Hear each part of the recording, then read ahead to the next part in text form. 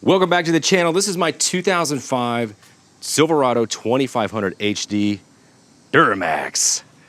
Now, this truck has the dreaded failed blend door actuator for the AC on the passenger side. That blend door actuator is actually buried underneath the dash, so we have to pull the dash and actually cut out some of the ducting to be able to access that. So I've watched a couple videos on it, and it's not supposed to be a super difficult job, but it's not an easy one. And today we're gonna figure out how to do this. So we're gonna take the gauge bezel off. That's the first thing to do. Let me grab the key so I can drop down our column shifter here. So these come out pretty easy. Then we'll be able to access the other panels, the other screws, to be able to pull the rest of this dash out. These are a 7mm fastener. Pull these out. Now, guys and gals, I'm trying to create a no BS tech series on my channel. There's nothing I hate more than tuning into a channel to figure out how to do a job and have the host talk for 15 minutes about themselves. It's like, dude, just get to it. So these videos are a little different than what I normally do, but I think they're necessary, and I actually enjoy this type of content. Got a couple of Phillips head fasteners over on this side. I did have to grab a shorty Phillips head to be able to access this forward screw. Okay, let's pop this out. I'm gonna be very careful not to scratch the dash, because this paint could come off of it. So that pulls out just like that. Set it in the back. We'll pop this side out as well. We have two Phillips head screws on the bottom side.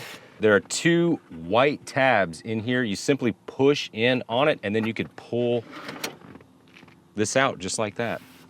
All right, now that we have, I believe, all the fasteners out of the dash, this is literally just a cover, so it should slide straight back. And you want to be really careful, because this truck is, oh, there's a wasp. Get out of here. These plastic pieces are very, very brittle. So it is very easy to break the clips. That's why you gotta pull it straight back. Yeah, you gotta pull your A-pillars out too.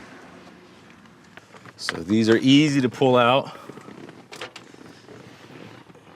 That is loose on this side. Let's go to the other side. Go. Okay, so now we should be able to pull this side straight back, and our dash cover should come off. All right, so we do have the light sensor in the middle that we have to take out. Since you're in the way over here, I'm gonna hop on the other side and take this thing out.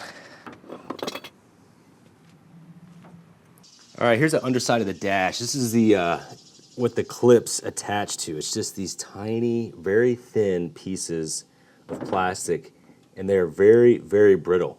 So I'll have to epoxy these back on, because even though I was extremely gentle with this dash, all of them, this one's even got one fin that broke, all of them but one broke off. But simple fix, kind of a pain in the butt. That's why you have to be very, very careful with these dashes. I just use this JB Weld quick setting epoxy, and made sure that all these tabs went right back in place. And you can see I just gooped up the epoxy here.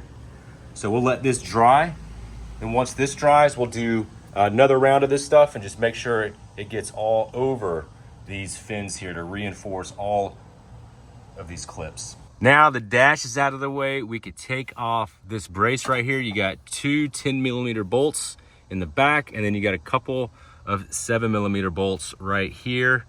Be able to pull this brace out of the way, and then this is the AC ducting that we're gonna have to cut out. The brace is out of the way, and we're in the home stretch. You can kind of see the actuator right here. If we take a peek through this, I just pulled the harness off, and it's actually right there.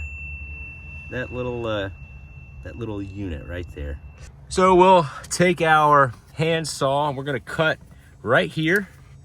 And then this is also connected to the defrost ducting, so we'll cut this right here, and we'll be able to pull out our AC ducting over here. And there's also a 7mm bolt that holds that on right there. So this is gonna take some time. I'm gonna put the camera down and get to work. Man, I took some work. So I just got through the support here and the main part. All right, let me disconnect the antenna here and undo some of these connections and pull this out. Well, that took some legitimate effort. And all of that to get to this little motor right here. Got the new motor installed and hooked up, and it's still blowing cold air when we turn the heat on. So I'll turn the heat up to 90. This is supposed to turn clockwise and open up the flap for the heat, and it's just not doing that. So we're gonna follow the reset procedure. I believe we'll turn this down to like 70. We'll turn this one down to 70. Shut the truck off. Let's pop the hood. Come over to the fuse panel. There it is, HVAC ECAS 10 amp. So we'll let that sit for about a minute. Plug it back in, hop in the truck, fire it up, and then let it sit for about 2 minutes, and it should reset that motor. All right, let's see what happens here. All right, just shut the truck off. Let's see if this reset procedure works. Now I'm gonna turn the heat up. It is slowly working. Yeah, there we go.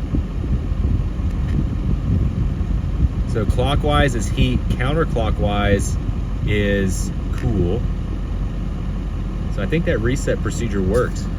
Everything's working properly. So now it is time to start reinstalling everything. So I've already cleaned up my edges here with some rubbing alcohol, and I got some of this duct tape. Now this duct tape, it's like a foil tape, and it's made for duct work. So I'll start by putting a piece of tape on the bottom of this vent right here, and then I'll install the rest of the ducting and then just piece together the duct tape around the joint.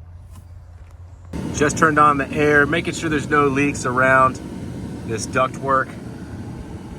Everything seems to be working just fine. So next is gonna be this brace here. Keep in mind you wanna pay attention to where the harness is run. And we need to put this one back over here as well. So we'll fasten this down and move on to the next step. Our epoxy has dried. So now I'll get to carefully work this back into place. I do want to install this sensor real quick.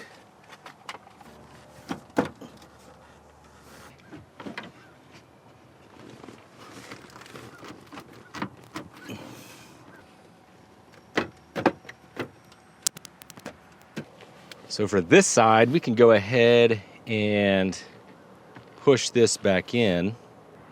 Leave that's it right there. Yep. You want to be very careful putting these fasteners back in, because again, this dash is very brittle, and it will break. Perfect. Okay, we got that.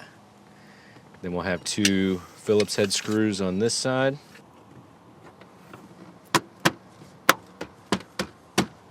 Hop on the other side, finish the fasteners over there, and this job should be done.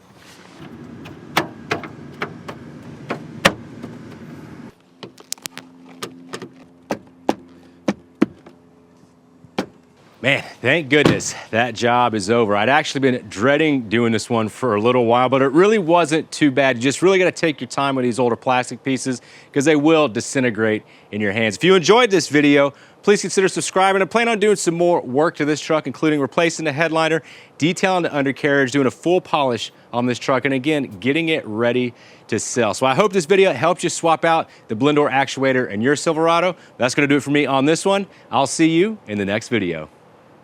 All right.